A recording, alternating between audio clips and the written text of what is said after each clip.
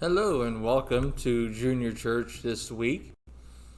And last week, as we looked into our lesson last week, we learned two things. Number one, we learned about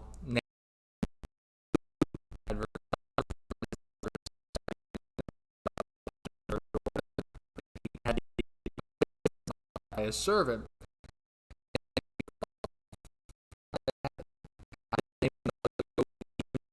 Elisha in the first place.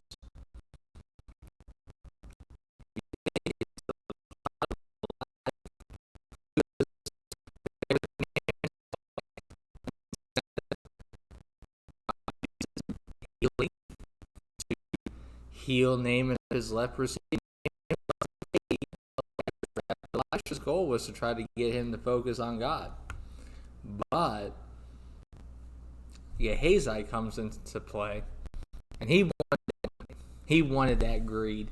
He wanted what was going to get him, and he thought Elisha had spared him, when that really wasn't Elisha's goal. So sure enough, after Gehazi lied a lot of times, especially going when he said he didn't, he and his family became a leper. Today, we're going to continue into the story of Elisha with two different aspects of it in 2 Kings chapter 6.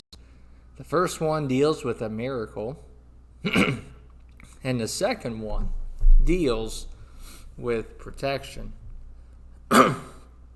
So, 2 Kings chapter 6, and verse number 1 tells us this. And the sons of the prophets said unto Elisha, if you're thinking to yourself, have you read that before? Absolutely, we did that a few weeks ago. Back in 2 Kings chapter 2, after Elijah had been taken up into heaven by a whirlwind, and they were saying, hey, where's your master? We're going to go find him. And they tried to find him for 3 days. These are these same guys. So they are to come back and make a return trip. But it seems to be, whenever these guys come around, there's always something that has happened. And something that just, they've bundled up or messed up somewhere along the line. So, the sons of the prophet said unto Elisha, verse 1, Behold now, the place where we dwell with thee is too strait for us. What? It's too narrow. It's too near. It's too small. I guess they wanted more room. Who knows? So they decide, okay, let's go to Jordan and let's take a beam and we're going to make a place and we're going to go and we're going to find a new area. So verse 3, one said, Be content, I pray thee, and go with thy servants. And he said, Go. So as they left, they were starting to cut out this wood and they were trying to get their new place to go. But what happens is as one of them was cutting, the axe head fell off of the stick, the handle, and it fell into the water. Now, axes are not plastic, except for the toy ones you get at any toy store. But these axes are pretty strong things. A lot of people use them for many various different tasks, for wood cutting, for really cutting in general. And maybe you have heard the story of Paul Bunyan, the axe cutting person, and things like that. But here is this guy, and he says in verse 5, But as one was felling a beam, wood, the axe fell into the water, and he cried and said, Alas, master, for it was borrowed. We have two problems that have come up here. Number one is this. He lost the head to the axe. He can't cut. All he has is this stick. He has a stick. And number two, it wasn't his. He broke someone else's axe. And number three, we're going to extend the problem. It's in water. Now, aluminum or even metal, most likely this axe head was probably made of metal. Metal doesn't float. Have you ever tried to throw something into a water, something that's heavy? Does it usually float? No. You could throw a balloon in there and it will float or just fly away. You could put in one of those noodles. But once you put weight on top of water, it sinks it. How do you think you go into the pool? your weight caused you to go inside that water. Because if you didn't weigh anything, you'd be able to probably float on top of the water.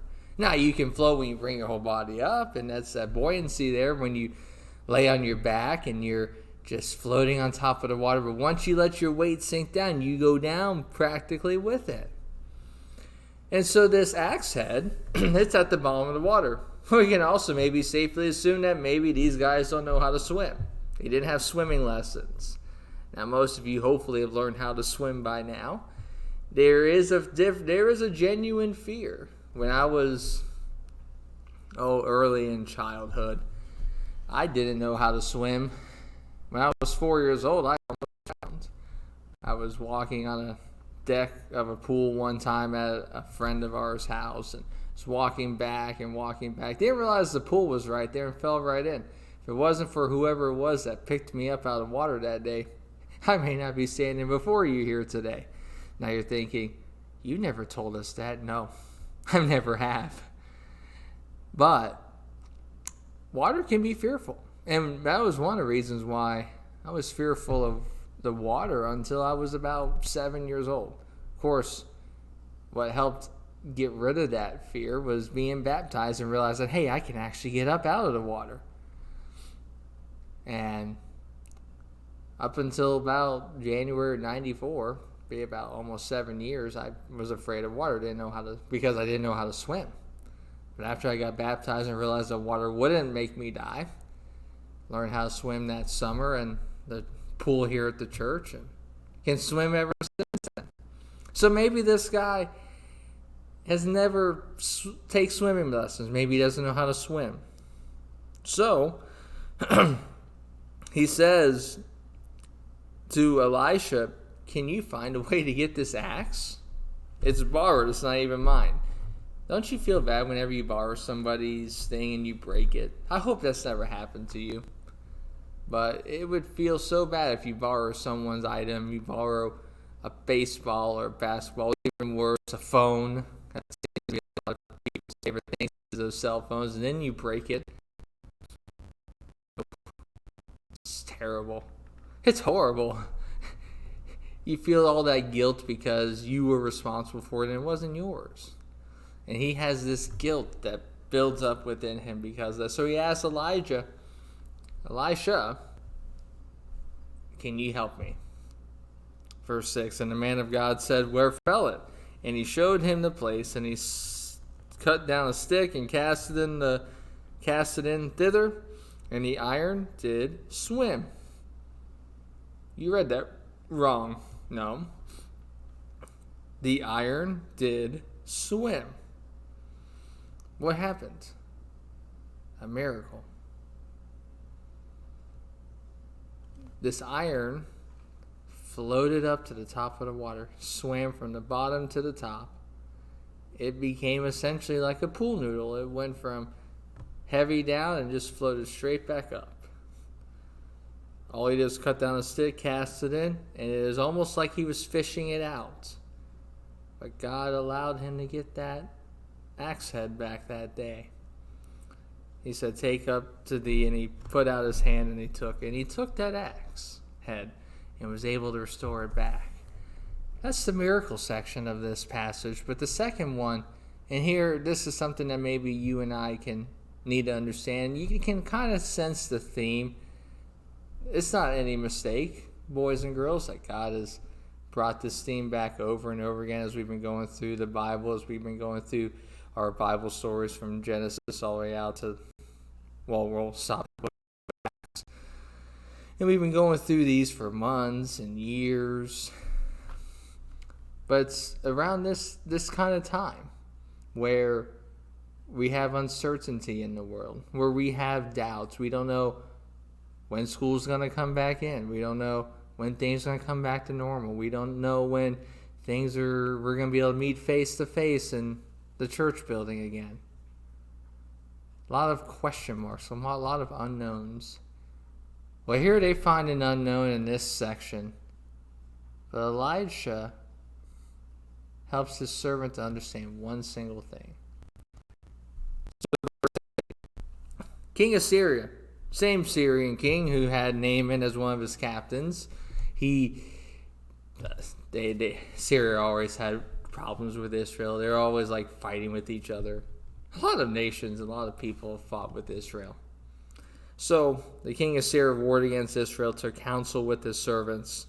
So every time what had happened was this. Every time that the Syrians had a spot that they were at, Elisha had told the king of Israel where they were at, and they moved. How so? The man of God sent unto the king of Israel, verse 9, saying, Beware that thou pass not such a place, for thither the Syrians are come down. So Elisha told the king, hey, Syrians are there, don't go there. Because they're at war. In war, you don't want to be caught. In any kind of battle, you don't want to be seen or caught. And so these Syrians, the enemy, is trying to find them.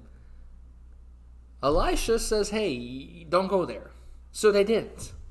And they say it again. Hey, they're over there. Don't go there. And they don't. And this frustrates the king of Syria. This frustrates him so much that he's trying to get that enemy of his, and he can't find him. And so he starts to think about it. He thinks that there's treason going on. He thinks that there's somebody, treason meaning somebody's going against their own government, saying something against them to help an enemy out. And so he thinks there's someone that's against him in his own army. So he starts quizzing his people here. Verse 11, the heart of the king of Syria was sore troubled for this thing. He says, is there anyone in here that's for Israel's side? Because I can't get them. They keep running away. They keep finding new places to go. Where are they? Who's telling them where we're at? Who's giving them our location? And they said, we're not doing it, king. It's a smart answer. I mean, they were being against their own country. It's not Elisha. It's not named Elisha. Who's telling the king, here, there. And it's his fault. So the king says, hey, let's go see where Elisha's at. Let's go pay him a visit. Let's go spy where he's at. And he's in this place called Dothan. And so as the Syrian king understands that, he just doesn't go with just a little bit of his army. He goes with his entire army of people. And they go to surround Israel, to surround Elisha and his house. Verse 15, when the servant of the man of God was risen early and gone forth. Can you imagine? You're sleeping overnight, and as you wake up, you look outside your house and you have a whole bunch of people surrounding your house. Now, this wasn't just maybe 10 or 20 people. This was about 10 to 20,000 people surrounding their house. 2 against a lot. Who wins that war? Who wins that battle? Well, unless if you're Sparta. It's a pretty hard battle to win. 2 against 2,000 or 20,000. So he opens up that window. He sees the armies. He's like, uh-oh. Verse 15 at the end there. His servant said to him, alas, my master, what shall we do? He realizes that everywhere he looks out this window. He looks out this window. He goes to the back room. And he looks out that window. And he looks out every single window. He's like, what are we going to do? How are we going to get out of here? We going to live? Now, here's a funny statement here in the Bible. I think it's funny. Verse 16. And he said, fear not, for they that be with us are more than they that be with them. The servant's thinking to himself, okay, me, you. I see no one else in the house. 1, 2, 3, 10,000, 20,000, 30,000. 2. And you probably think he's probably doing this math in his head. How is there more of us than there are of them? Elisha prayed, verse 17, and said, Lord, I pray thee open his eyes that he may see.